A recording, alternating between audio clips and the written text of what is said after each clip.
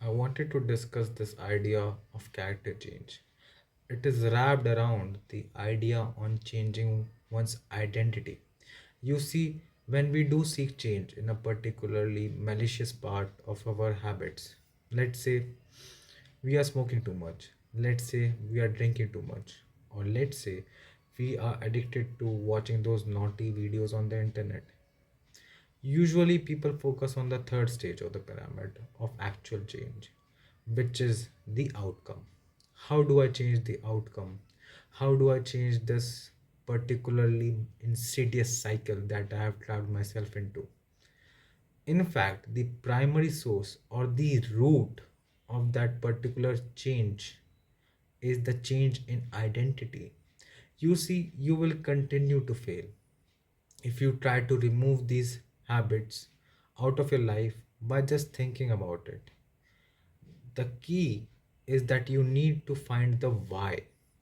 You need to find the rationale, and then will come the process, and then will come the outcome. There are three stages. First is to identify the problem. The second is the process, that is the system. And then there is the desired outcome that you wish to integrate in your life so much. Let's begin with the source of the problem, which is the identity. Many people begin to fail again and again because they have not come up with the identity that satiates that need for change. What do I mean by that? I mean, when you are trying to, let's say, quit smoking, you have not identified with a non smoker. You will say to yourself, I'm trying to quit. Trying to quit is identifying with the identity of someone who has not yet quit. And that is why you will continue to fail. When you, for example, think of quitting social media, you say to yourself that I'm trying my best, that and that is the reason why you will fail, because you have not identified yourself with the individual that does not use social media. And I can understand that this is difficult because everyone thinks that usage of social media is harmless and everyone uses it, but this narrative is simply not true. You have been belittled into thinking that this kind of habit is socially acceptable and socially normal, and that is why you will fail, because not only you have identified with that, but you think the whole human race has identified with that, and you are actually brainwashing yourself into mediocrity, into degeneracy, and you can describe these things like that. So let's talk how we can shift our identity to the new one.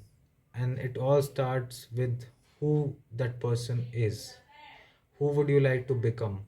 When you are considering changing an action, changing an outcome of your life, it should always begin with the question why. And I believe the greatest question is why, because it is generally it is part of the person that you are going to become, or that I am going to become. So whenever I am poised, I ask myself, the is the greatest version, is the best version of me consistent with the action that I would like to take? And if the answer is no, then the honest answer is no. Of course, there are few ways of neurochemistry of rewiring and unwiring your brain, but that process cannot come to you if you have not made love to self-reflection, awareness, presence, and being consistent with oneself. When the person begins with the understanding where that road is going to take you, before you have even taken the first step, you can't take that first step, you can't take that decision. Otherwise, if you take that one step down this road, you will have to reason with yourself, what am I going to become? That takes critical thinking. You can't critically think if you are constantly bombarded with distractions. For example, me on your screen, or YouTube's suggestion page, or anything like that. You have to actually sit in silence with yourself and ask yourself, or do creative writing and treat yourself as someone you actually gave a shit about. Once you have gotten to the point where it becomes second nature, that self reflection, that awareness, and also instilling some good practices like journaling, meditation can help with that introspection.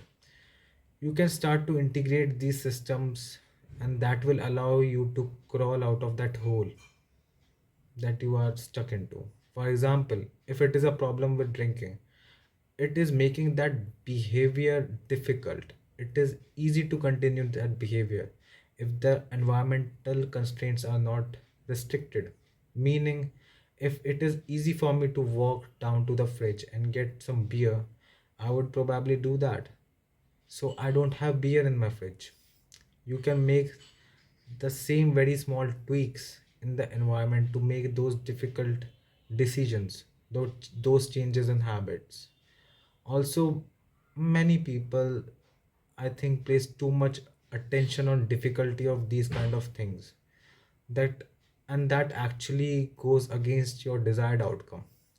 If you have a perception that something is going to be difficult, typically you will make it so your psych you will make it so your psychology will make it difficult. But if you have a perception that things are going to be easy, typically those things will turn out to be easy. Take smoking for example. It takes 2 weeks to get rid of that habit. If you have a perception like it will take 2 weeks, you are making that situation difficult. But if you think like, okay, it takes 2 weeks, yeah, I can do that, then it will become easy. At the end, the thing is that your thoughts create your reality. So I would insist that you should tell yourself good stories and stop creating difficult stories to live your life.